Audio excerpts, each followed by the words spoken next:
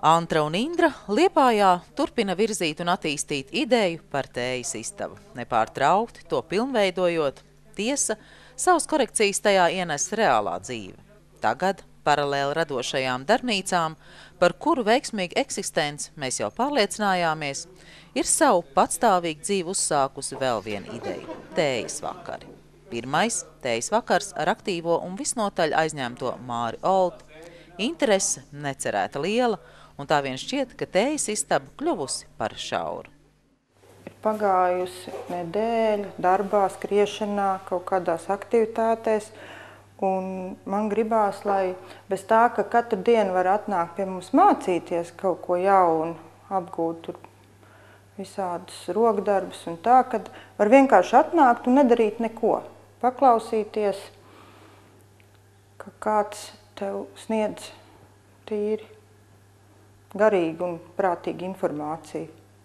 Man vienmēr tas ir tā pietrūcis, kad tādu veidu, ka tu atnāc, mierīgi padzer tēju, parunājies kādu interesantu cilvēku. Tējas vakar notiek, bet kā ar solīto tējnīcu? Tējnīca būs. Tējnīca būs, bet es domāju, ka viņa būs uz rudeni. Jo mēs tā izsvērām šī laikā vispār to mūsu darbību. Vairāk kā mēnesis jau ir. Un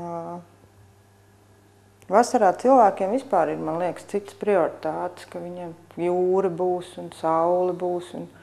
Un man pašai ir tā, ka man pilsētā ir tā dzīvoklis, bet man gribās katru sestdienas svētdienas skriet uz laukiem.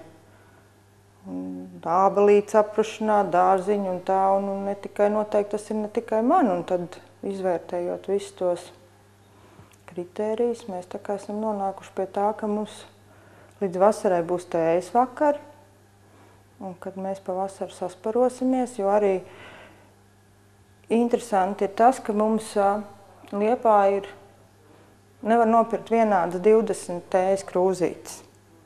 Un tā ir diezgan liela problēma, un tad ir jābrauc un jāmeklē viņas, un visi tie trauki, un tā, un tad es domāju, lai visu atvērtu tā, kā es gribu, smalki, un ar tādiem traukiem, kā man gribās, un tas ir tomēr laiks jāpavada. Un tomēr nevar to visu iespēt, tā kā es biju domājusi uz aprīļa beigām vai māja beigām, bet, ir jābūt ļoti elastīgam, es domāju. Viss jau būtībā notiek vienalga, tikai lielākā laika posmā tas notiks. Un varbūt, ka tā arī ir labi, kad nevajag, kā jau es teicu, ka nevajag pa visu varu tagad iespringt un panākt to, ka tagad tas ir pa katru cenu jāizdara, tāpēc, ka es tā gribu, bet vai vajag? Savu patstāvīgo dzīvošanu ir uzsākusi arī tējas istabas mājaslapa. Mājaslapa ir un mājaslapa ļoti labi darbojās. Viņai ir jau, man liekas, 2 nedēļu laikā gandrīz 4000 apmeklētāji bijuši. Un man liekas, ka tas ir ļoti, ļoti labi. Un ir ļoti labas atsauksmes. Viņi, man liekas, ir ļoti arī veiksmīgi uztaisīti, tīri praktiski darbojoši, jo tur var uzzināt gan par mūsu radošām darbnīcām, kas notiek un kad notiek, var uzreiz automātiski pieteikties, ka tas, man liekas, ir ļoti liels pluss. Tad par pasākumiem, kas uz priekšu notiek. Tā.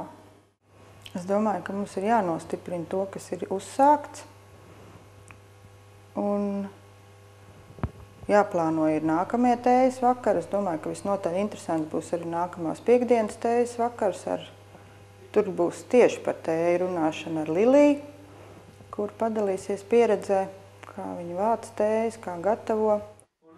Mēs turpināsim strādāt un pilnveidosim to, kas ir.